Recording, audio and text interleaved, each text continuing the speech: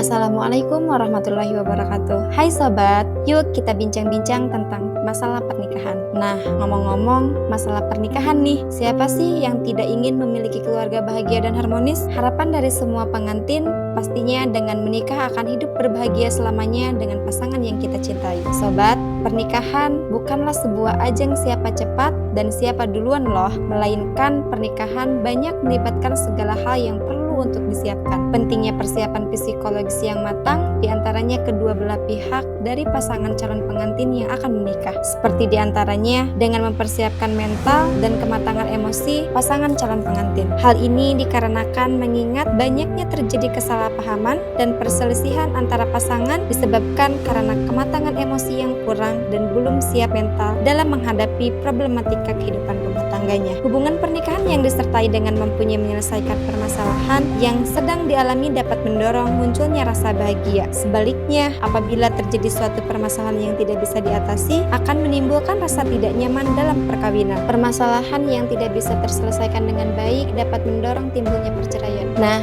ini dia nih hal-hal yang dapat menyebabkan perceraian. Yang pertama, ada faktor ekonomi. Sobat, perlu kita ketahui ketika sudah berkeluarga, ekonomi rumah tangga bukanlah masalah remeh loh. Sebanyak 28,8% perceraian dipicu karena faktor ekonomi. Maka dari itu, jadilah pasangan yang bijak dan mempersiapkan ekonomi keluarga yang matang dan menjadi rumah tangga yang harmonis. Hadapi ekonomi keluarga dengan bersama agar tidak memperkeruh keharmonisan rumah tangga. Mulailah atur pembagian rencana keuangan dengan cara membedakan mana kebutuhan dan mana keinginan. Hitung seluruh pendapatan dan bikin daftar pengeluaran prioritas. Siapkan dana darurat serta alokasikan untuk investasi atau asuransi. Diskusikan baik-baik dengan pasangan bagaimana rencana keluarga ke depannya. Poin kedua adalah KDRT. Kekerasan dalam rumah tangga adalah bentuk pelecehan yang dilakukan oleh salah satu anggota keluarga terhadap anggota keluarga lainnya. Kekerasan ini dapat berupa fisik, seksual, psikologis, atau ekonomi. Kekerasan dalam rumah tangga ini dapat berdampak negatif terhadap psikologis, kesehatan, dan kesejahteraan. Oleh karena itu, penting untuk mengetahui cara mencegah kekerasan dalam rumah tangga sebelum terlambat. Dengan cara apa? Menjalani komunikasi yang baik, saling percaya dengan pasangan, hindari prasangka buruk, saling berlapang dada, jauhi perselingkuhan, menyelesaikan masalah dengan baik dengan kepala dingin, dan melakukan peran antar masing-masing anggota keluarga dengan baik. Yang ketiga, ada perselingkuhan. Perselingkuhan dalam rumah tangga menjadi salah satu konflik penyebab terjadinya perceraian. Hal ini dipicu ada beberapa hal, diantaranya merasa kurang diperhatikan atau dicintai oleh pasangan, kehilangan rasa kasih sayang terhadap satu sama lain, menurunnya komunikasi yang penting dalam hubungan suami istri, masalah pernikahan yang dipendam dan menumpuk selama bertahun-tahun, masalah kesehatan, baik kesehatan fisik maupun psikologis dari pasangan. Yang keempat, campur tangan keluarga pasangan. Setelah menikah, banyak perubahan yang terjadi. Setiap pasangan harus bisa menyesuaikan diri untuk mencapai tujuan keluarga harmonis. Kemandirian menjadi kunci kebahagiaan bersama keluarga. Dengan mandiri, kita bisa meminimalkan campur tangan keluarga dalam rumah tangga. Ketika ada pihak keluarga campur tangan, maka cara bijak adalah dengan bersama-sama menghindari pengaruh tersebut dan tetap berfokus pada penyelesaian berdua. Campur tangan keluarga menjadi salah satu pemicu terjadi konflik dengan pasangan. Yang kelima, gaya komunikasi. Komunikasi suami istri merupakan hal utama dalam pasangan membangun sebuah hubungan dalam rumah tangga. Komunikasi antara pasangan suami istri yang memiliki banyak konflik yang tidak terselesaikan menjadi indikasi dari sebuah intensitas komunikasi yang rendah. Hal ini menyebabkan ketidakharmonisan dalam sebuah keluarga. Kebiasaan berbicara kasar dan intonasi yang tinggi juga dapat membuat hubungan suami istri menjadi kurang harmonis. Cobalah berusaha berkomunikasi dengan baik, turunkan intonasi suara, dan perhatikan situasi kondisi pasangan, apakah sedang memungkinkan untuk kita diajak komunikasi dengan serius atau tidak, sehingga tidak memancing konflik dalam rumah tangga. Yang keenam, tugas dan peran. Menyukseskan tujuan keluarga supaya tercipta keluarga harmonis, perlu adanya kekompakan dan kebersamaan antara suami dan istri. Artinya, suami istri wajib satu frekuensi dan satu pandangan. Suami istri harus saling mengetahui dan memahami tugas dan peran sendiri dan pasangannya. Dengan demikian, kedua pihak akan memiliki titik temu yang baik. Yang ketujuh, ada seksualitas dalam pernikahan. Seksualitas di sini bukan berfokus terhadap hubungan seksual suami istri saja, tetapi seks adalah sesuatu yang Anda dan pasangan lakukan secara konsensual, melibatkan sentuhan, kesenangan, merasa disayang dan dibutuhkan, memberi dan menerima kesenangan dan kebahagiaan, dan hal ini penting untuk pernikahan. Seksualitas dalam pernikahan dapat dijadikan perekat hubungan, memberi kesejahteraan secara emosional, suntikan rasa percaya diri dari orang terkasih, keintiman hubungan suami istri, perlu adanya keterbukaan dan saling memahami kebutuhan seksual pasangan, sehingga keintiman dalam hubungan rumah tangga selalu harmonis. Kedelapan, pernikahan dini.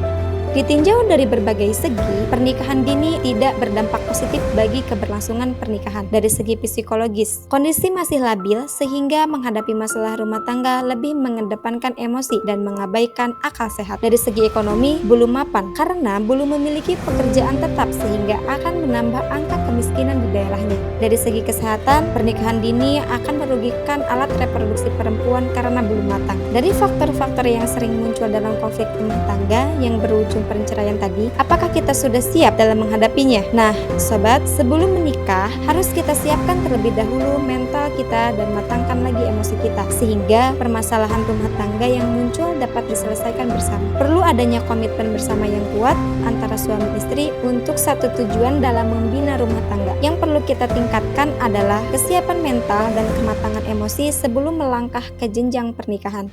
Kita simak sama-sama yuk. Yang pertama, ada kesiapan mental. Menurut ahli penelitian, bahwa kurangnya kesiapan pasangan sebelum memasuki kehidupan pernikahan merupakan penyebab angka perceraian yang terus meningkat. Masalah kesiapan menikah ini menjadi hal yang sangat menentukan dan juga menjadi pondasi dari awal bagaimana kelak calon pasangan suami istri akan menjalani kehidupan pernikahannya. Apa saja yang harus disiapkan dan mempersiapkan mental menghadapi pernikahan? Menurut Powers and Olson, item-item yang berhubungan dengan kesiapan mental untuk menikah adalah idealistic distortion, yaitu mengukur seberapa jauh seorang mampu mengubah perilakunya ke arah yang lebih positif. Personality issue atau permasalahan pribadi. Aspek ini melihat penyesuaian diri dengan tingkah laku, kebiasaan-kebiasaan, serta kepribadian pasangan. Communication, komunikasi pernikahan dapat dibagi menjadi 5 elemen dasar loh, yaitu ada keterbukaan di antara pasangan atau openness, kejujuran terhadap pasangan, honesty, kemampuan untuk mempercayai satu sama lain, ability to trust, sikap empati terhadap pasangan, empati, dan kemampuan menjadi pendengar yang baik, listening skill, conflict resolution atau pemecahan masalah. Aspek ini memerlukan adanya keterbukaan di antara pasangan untuk saling mengenal dan memecahkan masalah yang muncul, serta strategi yang digunakan untuk mendapatkan solusi terbaik. Financial management. Konflik dapat muncul jika salah satu pihak menunjukkan otoritas terhadap pasangannya dan ketidakpercayaan terhadap kemampuan pasangan dalam mengelola keuangan. Leisure activities atau aspek aktivitas waktu luang. Aspek ini melihat pasangan dalam melakukan suatu kegiatan yang dilakukan sebagai pilihan bersama, serta harapan-harapan dalam mengisi waktu luang bersama pasangan. Sexual relationship. Aspek ini berfokus pada refleksi sikap yang berhubungan dengan masalah seksual, tingkah laku seksual, serta kesetiaan terhadap pasangan. Children and parenting, kedisiplinan orang tua dan anak. Aspek ini menilai sikap dan perasaan tentang membesarkan dan memiliki anak. Family and friends, aspek keluarga dan teman dari pasangan. Aspek ini merefleksikan harapan dan perasaan senang menghabiskan waktu bersama keluarga besar dan teman-teman dari pasangan. Egalitarian roles, peran dalam masyarakat. Aspek ini menilai perasaan dan sikap individu terhadap peran dan beragam dalam kehidupan pernikahan. Religious orientation, orientasi keagamaan, merupakan aspek yang menilai makna keyakinan beragama serta pelaksanaannya dalam kehidupan sehari-hari. Yang kedua, ada kematangan emosi.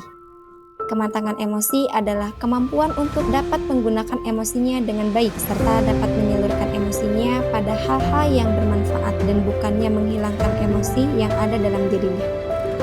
Aspek-aspek dalam kematangan emosi. Nah, ini dia sobat. Aspek pemberian dan penerimaan cinta. Individu yang matang secara emosi mampu mengekspresikan cintanya. Sebagai remaja dapat menerima cinta dari orang-orang yang mencintainya. Aspek pengendalian emosi. Individu yang matang secara emosi akan menghadapi masalah-masalah yang ada karena remaja mengetahui satu-satunya cara untuk menyelesaikan masalah adalah dengan menghadapi masalah itu. Aspek toleransi terhadap frustasi. Individu memiliki kemampuan dalam menangani konflik secara konstruktif. Ketika menghadapi konflik, individu yang matang secara emosi menggunakan amarahnya sebagai sumber energi untuk meningkatkan usahanya dalam mencapai solusi. Aspek kemampuan mengatasi ketegangan.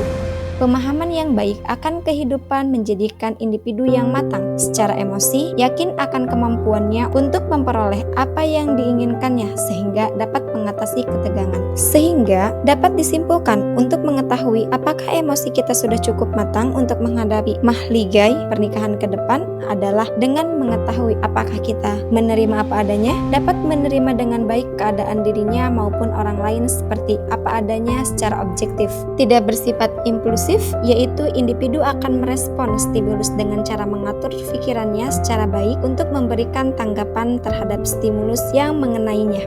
Emosi terkontrol dapat mengontrol emosinya atau dapat mengontrol ekspresi emosinya secara baik, sabar, dan tanggung jawab.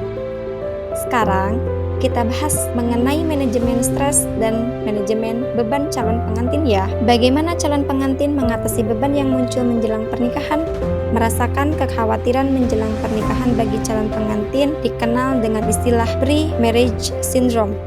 Pre-marriage syndrome ini biasanya dirasakan oleh calon pengantin yang akan melangsungkan pernikahan. Sindrom yang dirasa seperti rasa kecemasan dan kekhawatiran yang berlebihan akan datangnya hari pernikahan atau bisa disebut juga setelah menikah.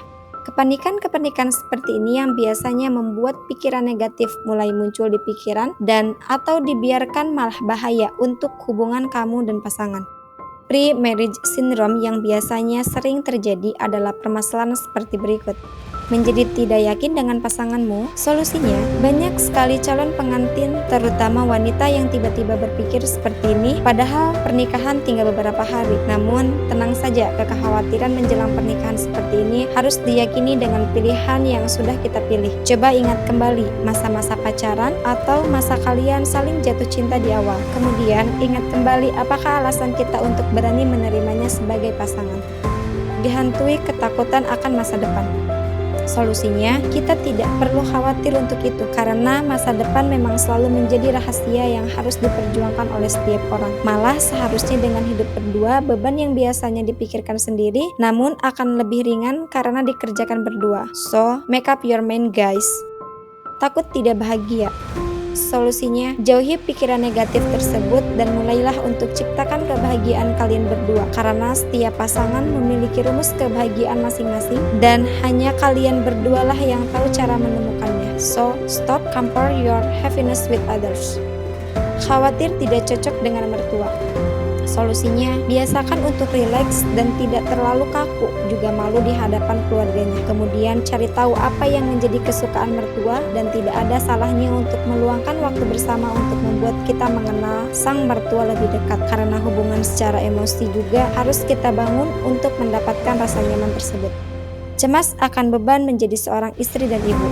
Solusinya, jangan buru-buru membayangkan seperti itu karena nyatanya gak seburuk itu kok. Masalah sekarang lagi tren Mahmud alias mamah muda, dimana wanita muda bisa tampil kece walaupun harus mengurus anak dan suami. Jadi kamu gak perlu khawatir akan bayangan-bayangan itu karena sebenarnya ini adalah masalah belajar beradaptasi untuk mengatur waktu yang tepat. Nah, apabila kita sedang mengalami stres dan beban yang berat dalam menjalani pernikahan, kita bisa cari cara untuk mengatasinya dengan cara yang baik dan membuat lega stres dan beban tersebut dengan cara bicarakan keluhan dengan orang yang dapat dipercaya, melakukan kegiatan yang sesuai dengan minat dan kemampuan, kembangkan hobi yang bermanfaat, berpikir positif, meningkatkan ibadah dan mendekatkan diri pada Tuhan, tenangkan pikiran dan relaksasi, jagalah kesehatan dengan olahraga atau aktivitas fisik secara teratur, hidup cukup, makan makanan bergizi seimbang, serta terapkanlah perilaku bersih dan sehat.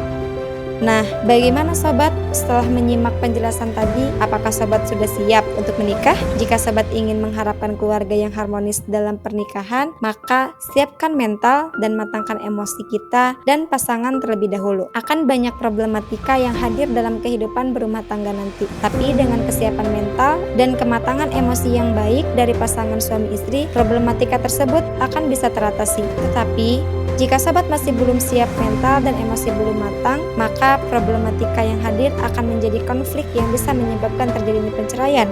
So, sobat pilih yang mana? Yuk kita siapkan mental kita, menangkan emosi kita menuju keluarga yang harmonis. Jiwa sehat menuju keluarga yang harmonis. Salam sehat jiwa.